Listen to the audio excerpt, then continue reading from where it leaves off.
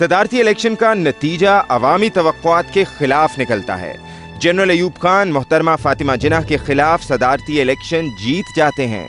ये सब कुछ कैसे रूनुमा हो जाता है, ये बात न कल किसी के लिए मुहिम्मा थी और न आज किसी के लिए कोई मुहिम्मा है। और उस इलेक्शन में जो दूसरे इलेक्शन में सीबी में था, उस इलेक्शन की करप्शन का जितना मुझे इल्म है शायद किसी और को ना हो, क्योंकि वहाँ पे फरीदुल्ला शाह कमिश्नर होते थे बलूचिस्तान कोयटा डिवीज़न के। उसने तमाम डिप्टी कमिश्नरों को कहा था कि वोट मादे मिलत को ना पड़े।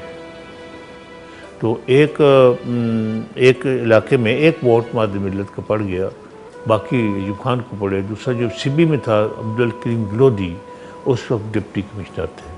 तो मैं जुम्मे को आम तौर पर जुम्मे की नमाज के पहले सीबी में तकरीर जुम्मे के ऊपर करता था।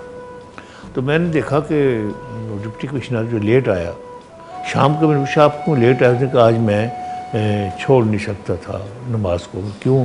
कि मैंने आज इलेक्शन में जहाँ से मादे मिलत के एजेंट आने थे वो पोल तोड़ दी। मेरे शौहर जो थे ये मादरे मिलत के पोलिंग एजेंट थे, नुमाइंदा थे इनके इलेक्शन के लिए झंग में। तो हम सारा दिन सुनते रहे कहाँ से क्या हुआ, कहाँ से क्या हुआ।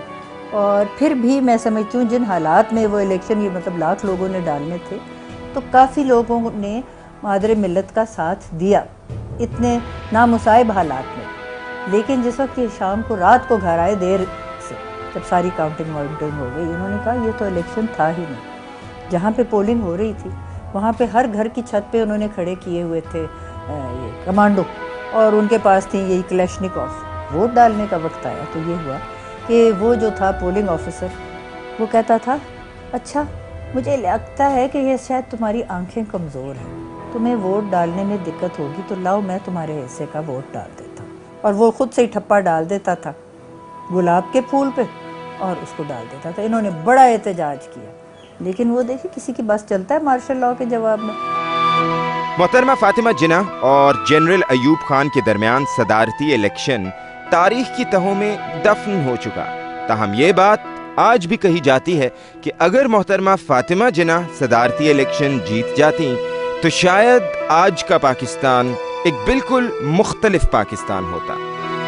यकीनन बुनियादी हकूक लोगों को मिलते, आइन साजी होती किसी मुस्बत अंदाज में। अयूब खान ने तो अपनी मर्जी का आइन बनाया, और अगर मादरे मिलत होती, पढ़ी लिखी थी, आफ्टर ऑल डॉक्टर थी, तो उनकी इल्मियत भी काफ़ी थी और उनको मतलब कायदे आज़म के सोबत का भी इतने साल उनको इसका इस्तिफ़ादा हुआ, तो यकीनन हालात बेहतर होते। आज अगर हम पीछे की तरफ देखते हैं और सोचते हैं तो हमारी ये सोच हमें बताती है कि अगर मादरे मिलत आ जाती तो हम फिर उस लाइन पर चल पड़ते जो मकसद था पाकिस्तान के बनाने का। अयूब खान की मैं समझता हूँ कि सबसे बदबख्ती ये थी कि उसने माँ का मुकाबला किया, और अगर अक्लमंद होता या उनके साथ होते, जब मादरे मिलत खड़ी होती तो जाकर सलूट मारता, ये आपके भाई का पाकिस्तान है, ये लोग, मैं नहीं खड़ा होता, तो मेरे ख्याल में आज हालात मुख्तलिफ होते। जनरल अयूब खान के खिलाफ ऑपोजिशन की तहरीक कामयाबी के आखिरी मरहले में थी जब मोहतरमा फातिमा जिन्ना ने दाए अजल को लब्बैक कहा। मोहतरमा फातिमा जिन्ना की मौत से मुताल्लिक सियासी और गैर सियासी हलकों में मुतअद्दिद साजिशी कहानियाँ गर्दिश करती रही हैं, ताहम बहुत ही कम लोग उन पर यकीन करते पाए जाते हैं। देखिए उनकी उम्र भी मेरा ख्याल है 80 से तो ज़्यादा थी, तो इम्कान तो यही है कि उनकी तबई मौत वाक़ई हुई। लेकिन ये बात अलहदा है कि वो घर के अंदर थीं, अकेली थीं, दरवाज़े को अंदर से चिटखनी लगा के रखती थीं, मुलाजिम को बाहर चाबी सुबह देती थीं तो वो अंदर आता था उनको नाश्ता देने के लिए। तो इम्कान तो यही है कि तबई मौत थी, और मैं नहीं समझती कि इसमें किसी का कोई फ़ायदा था। मोहतरमा फातिमा जिन्ना को कौम ने मादरे मिल्लत यानी मिल्लत पाकिस्तान की माँ का खिताब दिया।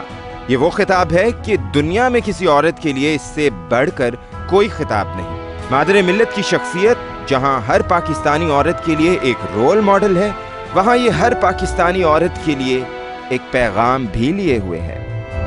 आज मैं अपनी बहनों से ये कहना चाहती हूँ कि मादरे मिल्लत और कायदे आज़म की सोच ये भी थी कि पाकिस्तान के बनाने में जितना औरतों का रोल था, पाकिस्तान को आगे ले जाने में भी औरतों का उतना ही रोल होना चाहिए। अलामा ने तो शाहीन की जो खसलतें बताई थी, उसमें एक खसलत तो ये बताई थी कि वो इन दुनियावी चीज़ों से बेनियाज है। ये नहीं कि बंदा फाके मरे, लेकिन उतना ही करे जितना उसकी ज़रूरत के मुताबिक हो, और यही कुरान हमें देता है इस तरह, और यही कायद आज़म भी चाहते थे, और ये भी मादर मिल्लत चाहते थे। कायद आज़म से बताए किसी लोग को मसले राह बनाकर और उनके नक्शे कदम पर चलकर आगे बढ़ो।